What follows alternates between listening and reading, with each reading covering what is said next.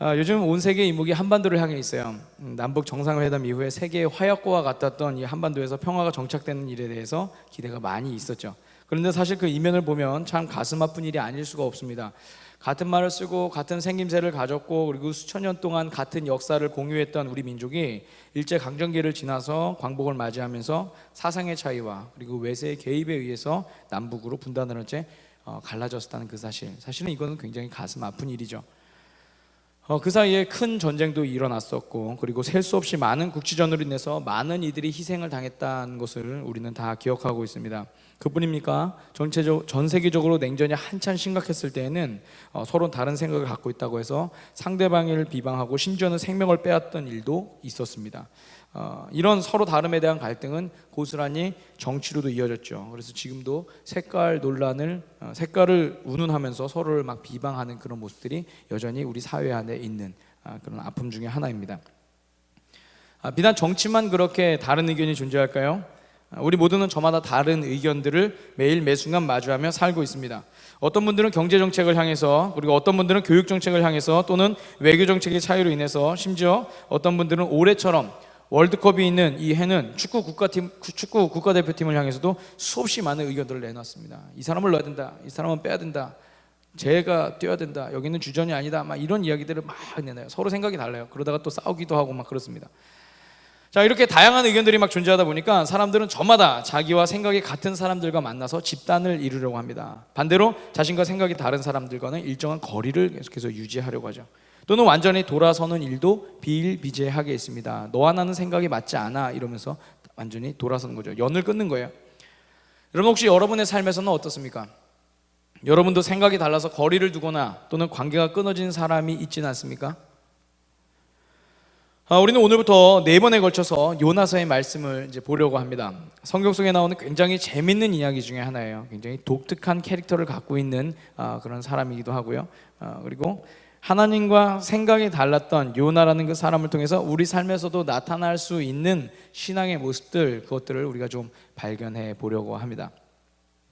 오늘 첫 시간이니까 먼저 이해를 돕기 위해서 요나서의 역사적인 배경을 좀 함께 살펴보려고 합니다. 이 이야기는 과거 오리엔트 지역을 최초로 통일했던 아시리아, 성경에서는 아수르라고 나옵니다. 그 나라에 의해서 주전 722년에 멸망당한 북이스라엘의 관계 속에서 나오는 이야기입니다. 그래서 요나서를 이해하기 위해서는 이스라엘의 역사는 물론이고 아시리아의 역사를 알아야 합니다. 요나가 활동했을 당시는 여로보암 2세의 통치 기간이었어요. 우리가 세계사 연표로 보면은 주전 793년에서 753년 이 정도로 생각을 하고 있습니다. 요 당시에 같은 시대에 활동했던 선지자가 또 있는데 여러분 유명한 선지자입니다. 호세아라고 하는 그런 선지자입니다. 여로보암 2세는 북이스라엘 왕국의 13번째 왕이었습니다. 그리고 이 왕은 41년이라는 굉장히 긴 세월을 나라를 다스렸죠. 41년 동안이나 나라를 다스렸기 때문에 그에 대해서 많은 기록들이 있으면 좋겠는데, 그런데 많은 기록들이 있지 않고 성경은 그에 대해서 한 장도 아닌 고작 7절만을 할애하면서 그가 악한 왕이었다고 총평을 내려버립니다. 그가 다스리는 동안 이뤄놓은 영토 확장 아니면 나라의 부강함, 이것에 대해서도 그가 잘해서 그런 일들이 일어났다 이렇게 얘기하는 것이 아니라 하나님의 도우심이었다 그렇게 기록을 해요. 실제로 여로보암 2세가 통치하던 시대는 주변국들의 국력이 약화됐던 시기였습니다. 상대적으로 다른 나라들이 약화돼서 북이스라엘이 좀 강건했던 거죠. 특히 아시리아의 수도였던 그 니느웨의 경우에는 주전 765년과 그리고 763년에 큰 돌림병이 연달아 일어났었기 때문에 국가적인 위기가 찾아오기도 했습니다. 그래서 성경 기자는 그런 당시 주변 정세들을 바라보면서 여로보암 2세의 때의 그 부강함이 여로보암 2세가 잘해서가 아니라 하나님의 개입하심이다 그렇게 고백을 하고 있는 것이죠. 이것이 성경이 역사를 바라보고 있는 그런 관점입니다. 그리고 바로 이런 배경 하에서 오늘 요나서가 시작이 돼요. 오늘 말씀의 내용을 살펴보면 어느 날 하나님께서 요나를 부르시죠. 그리고 아시리아의 수도인 니느웨로 가라고 합니다. 저기 보라색으로 칠해져 있는 그 지역이 아시리아입니다. 빨간색이 북이스라엘 지역이에요. 자, 그리고 그곳에 가서 그들의 죄악에 대해서 말해라 라고 하나님께서 말씀하시죠. 일단 성경은 이렇게만 기록이 되어 있었기 때문에 하나님께서 얼마나 구체적으로 어떤 말씀을 하셨는지는 알 수는 없는데, 요나서 뒷이야기와 함께 우리가 추측을 해보면 이렇습니다. 40일 안에 니느웨 백성들이 자신들의 악행을 멈추지 않고 회개하지 않으면 멸망당할 것, 이런 내용의 메시지가 하나님께서 요나에게 전하라고 하는 그런 메시지였을 것이다 라는 것을 우리는 추측해 볼 수가 있습니다. 그런데 이런 말씀을 들은 요나의 반응이 굉장히 의외예요. 그가 하나님께서 말씀하시는 니느웨, 이 니느웨라는 정반대인 니느웨와는 정반대인 서쪽의 스페인, 여러분이 보기에는 왼편입니다. 성경에서는 다시스라고 나오죠. 타르테수스라고도 불리는 그런 곳입니다. 그곳으로 이제 도망을 갔어요. 스페인 남쪽이죠. 이 다시스라는 도시는 당시 해상 무역 국가였던 페니키아, 성경 속에서는 그 두로와 시돈이라고 하는 그런 도시국가로 나타나는데, 이 페니키아가 스페인 남서부에 개척한 도시였어요. 그리고 당시 세계관으로 본다면 지금 요나가 가려고 하는 것은 세상의 끝이라고 불리는 곳이었죠. 우리 중세 때까지는 대서양 너머로는 낭떠러지가 있다라고 사람들은 그렇게 생각을 했었기 때문에 그 너머까지는 사람들은 세상이라고 생각하지 않는 거죠. 세상의 끝은 어디예요? 스페인, 이렇게 생각했어요. 바울 사도도 그렇게 생각해요. 세상 끝까지 복음을 전해야 된다라는 그 예수님의 그 명령을 기억하면서 스페인까지 가서 복음을 전하는 것, 이것이 바울 사도의 그 사명이라고 생각했었거든요. 이 당시 요나도 마찬가지였습니다. 세상의 끝, 그곳까지 이제 도망을 갔어요. 여러분, 이 말이 의미하고 있는 것이 무엇일까요? 지금 요나는 세상의 끝을 향해서 계속해서 가고 있는 거예요. 세상의 끝을 향해서. 왜요? 오늘 3절의 말씀은 그가 그렇게 했던 모습에 대해서 이렇게 말씀합니다. 주님의 낯을 피하려 했다. 주님의 낯을 피하려 했다. Ran away from the road, 이렇게 얘기해요. 주님의 낯을 피하려 했다. 주님으로부터 도망쳤다, 이 얘기죠. 별것 아닌 것 같은 이 짧은 문장에는 당시 고대 세계의 사람들의 신관이 담겨 있습니다. 당시 사람들은 각자의 신들에게는 저마다의 통치 영역이 있다라고 믿었어요. 그래서 그 신의 통치 영역을 벗어나기만 하면 신의 통제로부터 자유로워진다고 생각했던 거죠. 여러분, 그리스 로마 신화 생각해 보면 될 것 같아요. 바다의 신한테서 도망가려면 어떻게 합니까? 육지로 도망가면 돼요. 산의 신한테서 도망가려면 어떻게 될까요? 다른 곳으로 이동을 하면 돼요. 마찬가지로 오늘 요나도 그런 생각을 갖고 있던 사람들 중에 하나였습니다. 그래서 그도 하나님의 통치 영역인 이스라엘 땅만 벗어난다면 하나님의 뜻과는 상관없이 살 수 있을 것이다 라는 그런 기대를 했던 것이죠. 그리고 그 다음 절에 나오는 그 말씀은 요나의 생각이 얼마나 어리석었는지를 우리 가운데 보여주고 있습니다. 4절의 말씀 보면 이렇게 기록되어 있습니다. 주님께서 바다 위로 큰 바람을 보내시니, 이렇게 나왔어요. 주님께서 바다 위로 큰 바람을 보내시니, 이 바람을 보내신다라고 하는 말은 히브리어로 툴입니다. 오른쪽에서부터 왼쪽으로 있는 거예요. 의미는요, 던져버리다, 그리고 엎드러뜨리다, 내던지다 라고 하는 그런 뜻을 갖고 있습니다. 툴이라고 하는 단어예요. 강한 능동형의 동사입니다. 그리고 즉 원어의 의미를 살려서 성경의 말씀을 직역하면 이래요. 당시 요나가 탄 배가 바다 만난 그 풍랑에 대해서 하나님께서 강력하게 개입을 하신 거예요. 그리고 그들이 가고 있는 그 바다 가운데 하나님께서 풍랑을 던져버리신 거죠. 풍랑을 던져버리신 거예요. 그런데 아직 벳사람들은 그 일에 대해서 잘 깨닫지 못하고 있었습니다. 이 사람들은 아마 무역을 하고 있던 사람들인데 이스라엘 지역 사람들이 아니라 다른 지역에 있었던 그런 사람들이었던 것 같아요. 자, 그래서 그 일에 대해 잘 깨닫지 못하고 이들이 늘 하던 방식대로 배를 가볍게 하기 위해서 짐들을 배 밖으로 던져버립니다. 이때도 던지다라는 단어인 툴이라고 하는 그런 단어가 사용이 돼요. 하지만 그 일은 적절한 해결책이 되지 못했습니다. 그래서 이들은 다시 모여서 각자의 신에게 기도를 합니다. A라고 하는 신을 믿는 사람들은 A라고 하는 신에게, B라고 하는 신을 믿는 사람은 B라고 하는 신에게 계속해서 이제 기도를 하는 거죠. 아마도 요나는 이 상황 속에서 눈치를 보면서 사태의 추이를 살펴보고 있었겠죠. 그리고 마음속으로는 큰 두려움을 가졌을 것입니다. 결국 이 벳사람들이 할 수 있는 모든 방법으로도 하나님께서 던지신 이 풍랑이 잦아들지 않자 이들은 이 일이 왜 발생했는지에 대해서 제비를 뽑아서 신의 판결을 받으려고 합니다. 과연 누구 때문인가 라는 것을 밝혀내려고 하는 것이죠. 그리고 이 과정을 통해서 하나님은 요나를 불러내시죠. 하나님을 피해서 멀리 가려고 했던 그런 요나, 그러나 그는 하나님께서 던지신 풍랑을 만난 뒤에 자신이 그 풍랑 가운데로 던져져야만 이 일이 끝날 것이다 라는 것을 깨닫게 되었습니다. 그래서 벳사람들에게 자신을 바다 가운데 던지라, 툴이에요. 바다 가운데 던지라 라고 이야기하죠. 여기서도 툴이라고 하는 단어가 사용이 돼요. 그런데 산 사람을 선뜻 바다에 던질 만큼 이 뱃사람들은 모질지가 않았어요. 그래서 오히려 자신들이 할 수 있는 모든 방법을 다 동원을 해서 최선을 다해서 이 상황을 모면해 보려고 했습니다. 그런데 결국 어떤 방법으로도 그 상황을 벗어날 수가 없다라는 것을 깨닫자 이 사람들은 어쩔 수 없이 요나를 배 밖으로 던져버립니다. 이때도 툴이라고 하는 단어가 사용이 돼요. 그리고 요나가 던져지자마자 하나님께서 던지신 풍랑은 그치게 되었죠. 성경은 이 툴이라고 하는 단어가 총 14번, 성경 안에서는 14번이 나오는데 이 요나서 1장에만 4번이 나와요. 굉장히 많은 비중을 갖고 나오는 거죠. 결국 오늘 우리가 본 요나서의 이 첫 번째 이야기를 정리하면, 한 줄로 정리하면 이래요. 하나님의 뜻을 거역하고 반대의 길로 간 사람이 하나님께서 던지신 풍랑을 만나서 오히려 그가 바다에 던져진 이야기, 이렇게 한 줄로 정리를 할 수 있을 것 같아요. 요나서 1장의 내용은 바로 이렇습니다. 자, 그렇다면 우리는 이런 질문을 가져볼 만합니다. 요나는 왜 그런 결정을 했을까요? 요나는 왜 하나님을 떠나가려고 결정을 했을까요? 왜 도망을 갔는가라는 질문입니다. 괜히 남에게 쉬는 소리를 했다가 해를 입을까봐 라고도 생각할 수 있을까요? 물론 그렇게 생각할 수도 있겠지만 성경은 그가 도망갔던 이유에 대해서 요나 스스로의 입을 통해서 우리 가운데 보여주고 있습니다. 우리 함께 요나서 4장 2절의 말씀을 읽겠습니다. 시작. 그는 주님께 기도하며 아뢰었다. 주님, 내가 고국에 있을 때 이렇게 될 것이라고 이미 말씀드리지 않았습니까? 내가 서둘러 스페인으로 달아났던 것도 바로 이 때문입니다. 하나님은 은혜로우시며 자비로우시며 좀처럼 노하지 않으시며 사랑이 한없는 분이셔서 내리시려던 재앙마저 거두실 것임을 내가 알고 있었기 때문입니다. 아멘. 이야기를 종합해서 앞뒤를 맞춰보면 이렇습니다. 하나님께서 요나에게 니느웨의 악행을 말씀하시면서 그들이 악행으로 인하여서 40일 뒤에 멸망할 것이라는 얘기를 요나에게 전해주죠. 그리고 그 이야기를 니느웨 백성들에게 이 요나는 전해야 할 책임을 갖고 있었습니다. 그런데 요나가 머리를 이렇게 굴려봤어요. 하나님께서 저렇게 말씀하시는 것은 멸망을 시키겠다는 의도보다는 그들이 회개하고 돌아오기를 바라는 마음에서라는 것을 요나가 깨달았던 것이죠. 그리고 그 근거로 출애굽기 34장 6절의 말씀은 그가 기억해냅니다.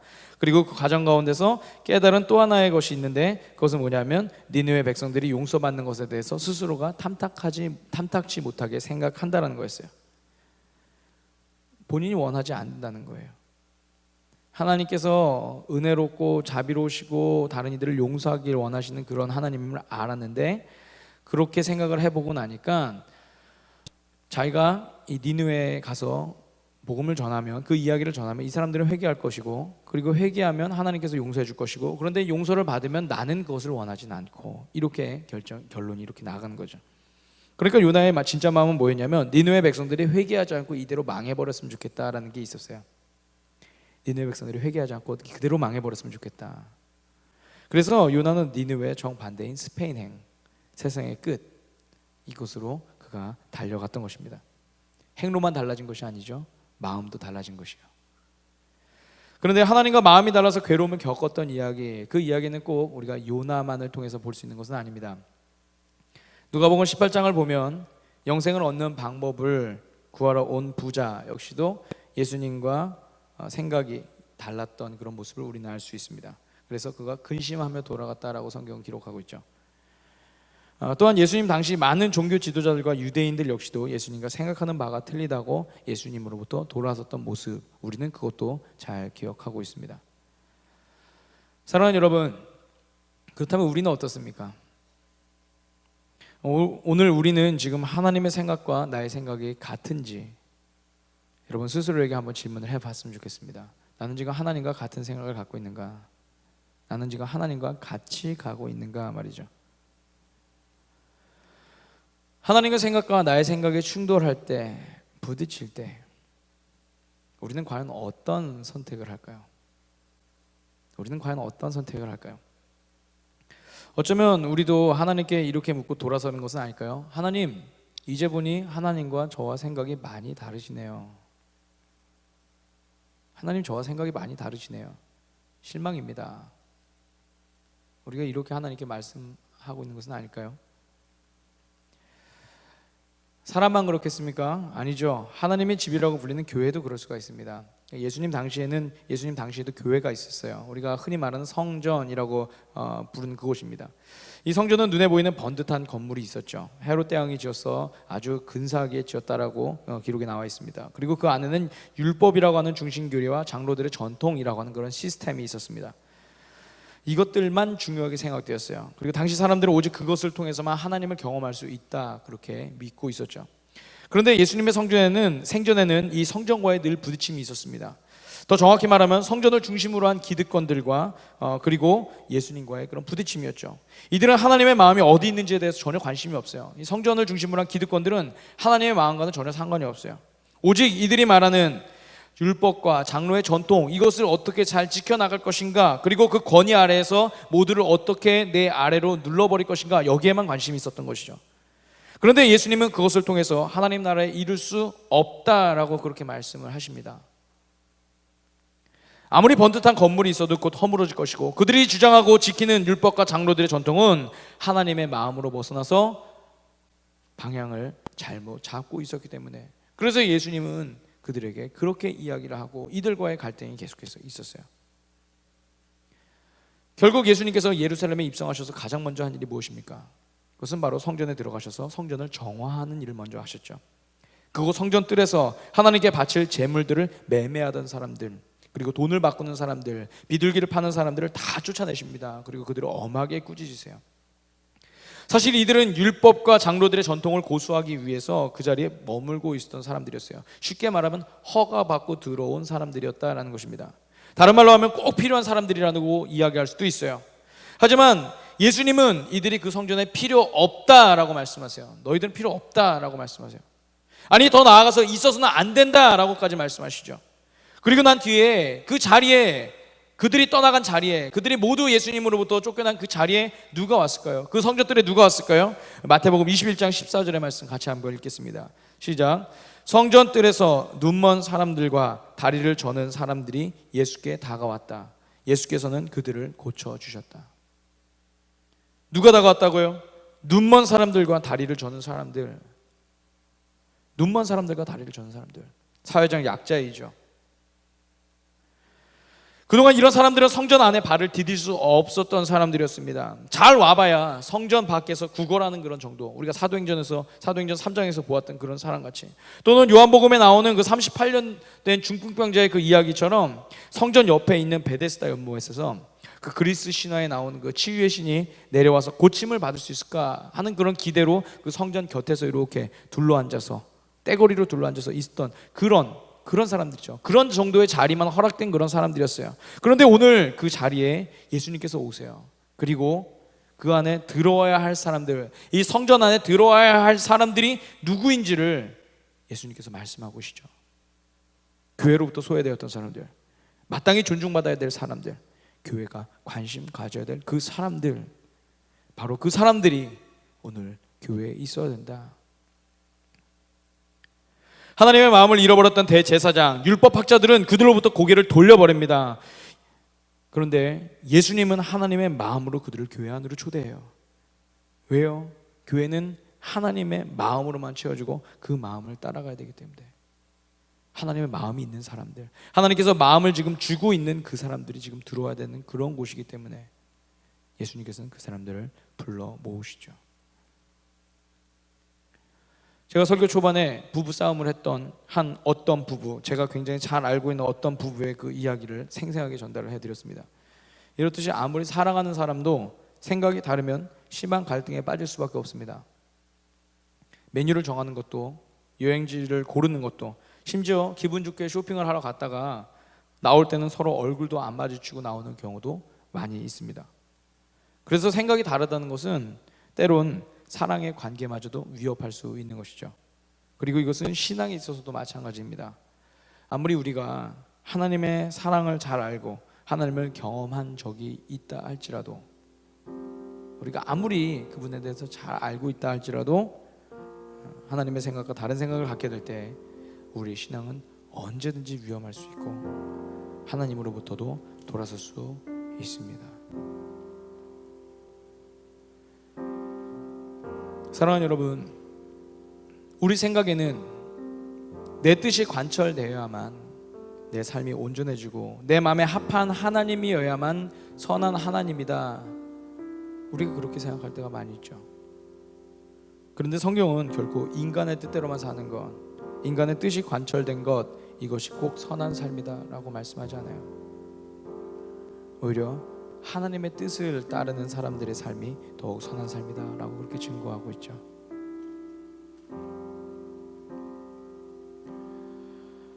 물론 하나님의 뜻을 따라 사는 것, 그리고 그분의 뜻을 이루어드리는 것은 그렇게 말로 하는 것처럼 쉬운 일은 아닙니다. 간단한 그런 이야기도 아니에요. 나의 뜻을 꺾는다는 것이 말처럼 쉽지 않기 때문에 그것이 가장 어려운 일이 되고 평생 이 문제만을 갖고서 싸울 수도 있습니다. 솔직히 말해서 오늘 우리도 요나처럼 수도 없이 스페인행 배를 탔다가 내리기를 반복하는 인생일 수도 있다는 것이죠. 하나님의 마음이 내 가운데 들어왔을 때 그 마음을 따라가는 것이 아니라 생각을 해보고 고민을 해보고 내 뜻과 다르면 주님 저 잠시 다른 데로 좀 다녀오겠습니다. 그 배를 타고서 또 다른 곳으로 가려다가 다시 오고, 이런 과정이 우리 가운데 있을 때가 있다는 거죠. 그래서 저는 오늘 설교 제목을 이렇게 했습니다. 그 사람은 왜 도망을 갔을까? 라고 했습니다.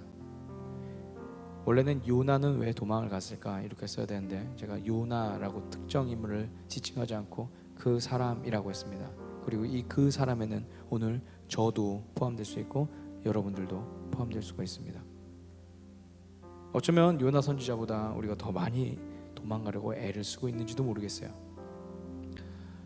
오늘부터 이제 4주간 우리가 요나서를 같이 함께 읽어가면서 우리 안에 이런 변화들을 좀 느꼈으면 좋겠습니다. 주님의 말씀 앞에서 이리저리 머리를 막 굴려가면서 손익을 계산하는 것이 아니라 하나님의 마음을 깨닫고 그분의 말씀을 따라서 움직이는 것. 하나님의 마음은 과연 어디 있는가, 우리가 그것을 찾아나가는 것. 하나님께서 오늘 나를 향해서는 어떤 마음을 갖고 계신가, 이것을 또 찾아나가는 것. 내가 인정하지 못하는 나의 그 모습을 하나님의 눈으로 다시 한번 재해석해서 나를 바라보고 나를 축복하고, 또 다른 이들을 그렇게 바라보고 그렇게 또 축복하고, 우리 공동체를 그렇게 바라보고 그렇게 축복하고, 우리 세상을 그렇게 바라보고 그렇게 축복하는 것. 할렐루야. 오늘 우리 안에서 그런 변화와 도전들이 일어나길 주님의 이름으로 축원합니다. 우리 시간 같이 함께 찬양합니다.